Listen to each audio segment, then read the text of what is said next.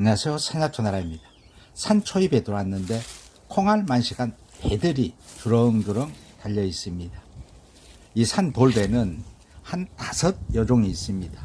산돌배도 있고 콩배도 있고 약 5종류가 있고, 이 자연산 이 돌배는 재배하는 배에 비해서 3배에서 5배 더 효능이 있습니다. 이것은 조금 더 익은 것은 까맣게 익습니다. 폐 기관지 질환에 특히 좋은 산돌배입니다. 이거 하나씩 따면서 이 설명을 드리겠습니다. 예전에는 흔했는데 요즘은 이 산돌배도 참 보기가 귀합니다.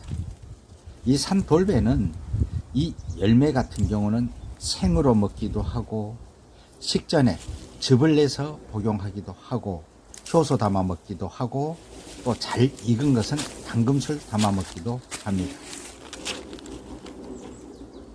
이 산돌배는 약재로 사용을 할 때는 잎, 열매, 줄기, 가지, 뿌리, 전초를 약재로 사용하고 사철, 수시로 채취해 사용합니다. 맛은 달고 차거나 평하고 독성이 없습니다. 열매의 모습입니다. 특히 폐기관지 질환에 좋은 효능이 있습니다. 함유하고 있는 폴리페놀, 플라보노이드 등 성분을 함유하고 있습니다. 이 산돌배는 기관지 건강에 좋습니다. 기침, 가래, 열병이나 폐결핵에 좋고, 또한 폐암 말기, 사기 환자가 이것 먹고 치료한 사례도 있는 산돌배입니다. 또한 혈관 건강에도 좋아서 피를 깨끗하게 하고 설사를 완화하고 숙취 해소, 노폐물 배출, 뇌 건강, 간 기능, 갈증이나 이뇨, 소화에도 좋은 효능이 있습니다. 이 산돌배를 효소를 담을 때에는 약간 덜 익은 그 딱딱한 상태의 것을 채취를 해서 설탕과 1:1 비율로 해서 서늘한 곳에 100일 정도 보관합니다. 그래서 건더기는 건져내고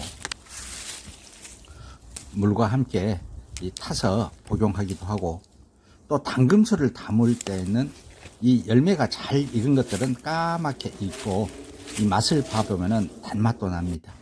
이렇게 잘 익은 열매를 당금술 담을 때는 유리병 용기에 이 산돌배를 넣고 당금술을 채웁니다. 그래서 3개월 정도 숙성시켜서 건더기는 건져내고 그대로 두고 한 잔씩 드시면 약술입니다. 이 폐 건강에도 좋고 기관지나 혈액순환, 혈관 건강에 특히 좋은 산돌배였습니다. 그럼 산야초나라는 다음 영상으로 또 찾아뵙겠습니다.